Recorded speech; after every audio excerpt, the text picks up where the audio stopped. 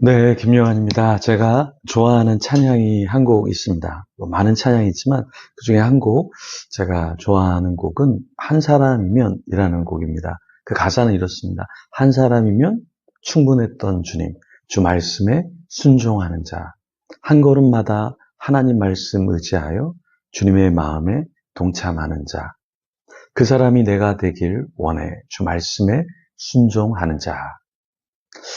한 사람이면 충분하다. 이 내용의 고백인데요. 하나님이 저를 부르시고 또 여러분 한 분 한 분을 부르셔서 사용해 주시고 영광 받으신다. 근데 때로 하나님이 한 사람이면 충분한데 그 한 사람이 내가 되어서 어떤 일을 감당하고 하나님께 영광을 돌린다. 네, 굉장히 감격적이지 않습니까? 부족하고 연약한 사람을 하나님께서 잠시지만 인생 가운데서 이 인생이라는 존재를 잠시 하나님의 그 거대한 시간 속에 아주 총각과 같은 짧은 시간에 사용해 주시는 것. 그것이 너무나 감격적이고 감사해서 눈물이 날 때가 있죠. 그래서 저는 이 찬양을 부를 때 그냥 눈물이 납니다. 한 사람이면 충분했던 주님. 그 한 사람이 내가 되길 원해 라는 고백을 여러분도 같이 하시면 너무나 좋겠습니다. 주님은 지금도 한 사람을 찾고 계십니다. 어떤 한 사람일까요? 지식이 많은 사람, 능력이 많은 사람, 부유한 사람, 그런 사람이 아니라 하나님을 경외하고 사람들을 품는 그 한 사람을 하나님은 찾고 계시죠. 요즘에 어떤 분이 전화를 주시고 연락을 해주시고 하면서 이런 이야기를 하시더라고요. 자기가 조금 더 재정이 많을 때, 부유할 때 하나님을 위해서 드렸으면 좋았을 텐데 그러지 못한 후회에 대한 이야기를 하시더라고요. 그렇습니다. 우리가 사업을 하던 일을 하던 섬기던 우리가 무엇인가 할 수 있을 때 하나님께 드리는 것, 그것이 순종이고 기쁨이고 후회하지 않는 삶이죠. 자, 오늘 본문에 보면은 한 사람이 등장합니다. 그래서 그 한 사람이 희생하겠다라는 이야기를 하는데요. 그 내용을 같이 한번 살펴보겠습니다. 창세기 44장 25절에서 34절까지의 말씀입니다. 먼저 25절부터 31절까지 같이 한번 읽어보겠습니다. 우리가 이르되 우리가 내려갈 수 없나이다. 우리 막내 아우가 함께 가면 내려가려니와 막내 아우가 우리와 함께 가지 아니하면 그 사람의 얼굴을 볼 수 없음이니이다.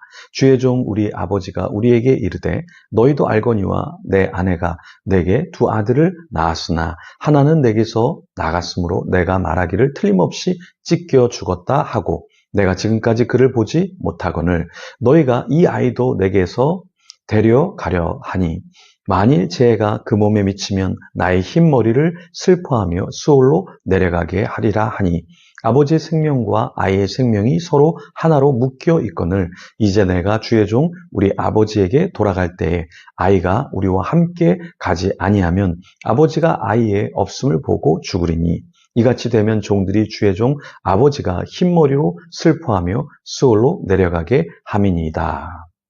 자, 여기에 25절에 그 후에라는 말이 있는데요. 그 후에라는 말은 언제 그 시점을 이야기할까요? 곡물을 가지고 와서 아버지를 만나 대한 후 그 뒤를 말하는 거죠. 아버지에게 막내를 데려가야 애굽의 국무총리가 자신들을 만나주고 양식을 줄 겁니다. 이렇게 이야기를 한 그 시점을 말하는 거죠. 유다는 요셉에게 야곱과 한 이야기를 다 하지 않았습니다. 어떤 이야기를 하지 않았죠? 자루에서 돈을 발견한 사실, 그것을 언급하지 않았습니다. 야곱이 막내 보내기를 원하지 않다가 마지막에 승낙한 일은 언급하지 않았죠. 이렇게 유다라는 인물은 그 상황에 있어서 불필요한 말들을 하지 않았습니다. 그러니까 성숙한 사람은 불필요한 말을 전하거나 더 왜곡해서 부풀리지 않는다라는 것이죠. 어떤 일이 사실 문제가 될 수 있는데 그 문제가 더 문제가 되도록 계속해서 이야기하고 부풀리면 더 큰 문제가 되겠죠. 1차 상처 아프죠. 근데 그 1차 상처를 계속해서 긁으면 이 어떠한 바이러스나 세균에 의해서 감염이 되고 더 안 좋아지겠죠. 우리도 마찬가지입니다. 공동체에서 우리의 삶에서 안 좋은 이야기를 계속 공동체 안에서 하면 사실 더 안 좋아질 수 있다. 때로는 좀 침묵해주고 간과할 필요도 있다라는 것입니다. 아버지 야곱이 곡물을 조금 사오라 했을 때 형제들은 왜 쉽지 않다고 이야기했을까요? 네, 막내 아우 베냐민이 함께 가지 않으면 요셉이라는 그 애굽의 국무총리가 자신들을 보지 않을 것이다 이렇게 이야기했죠. 근데 야곱은 막내 이 베냐민 보내기를 사실 거부했죠. 자기의 아들 중에 누가 먼저 사라졌죠? 요셉이라는 아들이 사라졌는데 그와 함께 한 배에서 난 베냐민까지 만약에 잃어버리면 자신의 흰머리를 슬퍼하고 수올로 내려가게 될 것이다. 이렇게 이야기했죠. 야곱의 아내는 레와 라헬 두 명이었는데 왜 야곱은 자신의 아내가 두 아들을 낳았다 이렇게 표현했을까요? 조금 더 자신이 사랑한 라헬을 자신의 아내라 더 표현을 했고 또 두 아들들을 더 사랑을 했었죠. 그래서 요셉에게는 더 좋은 옷을 입혔었고 또 베냐민도 잃지 않으려고 곡식이 없어서 그 아들을 보내면 좀 수월했지만 보내지 않으려고 했었죠. 자, 여기서 이제 유다가 아버지 야곱에게 막내 베냐민을 데리고 돌아가야 우리가 양식을 얻을 수 있습니다. 이렇게 좀 나섰습니다. 그렇죠? 그러면서 어떻게 이야기하냐면 자신의 생명을 담보해서 이 동생이 다시 돌아오지 않으면 자기 생명을 내놓겠다까지 이야기를 했죠. 사실 이 유다의 말, 대단한 말입니다. 다른 형제들은 다 가만히 있는데 자신이 자기를 희생해서라도 어떻게 해서라도 동생을 데려올 테니까 동생을 좀 우리와 함께 갈 때 보내주시면 좋겠습니다. 이 유다의 이 한 희생, 이러한 헌신, 이것을 통해서 사실 아버지의 마음이 또 움직이기 시작했죠. 만약에 이렇게 담보하지 않았다면, 이렇게 과감하게 헌신하겠다 말하지 않았다면 아버지의 마음이 그렇게까지 풀리고 보내야겠다라고 결정하지 못했을 거예요. 그러니까 유다의 이 과감한 헌신, 희생, 그 한 사람을 통해서 아버지가 안심하고 이 정도로 고백할 정도면 유다를 봐서 내가 베냐민을 좀 부탁하고 베냐민을 다시 되찾을 수 있겠다 생각할 수 있었겠죠.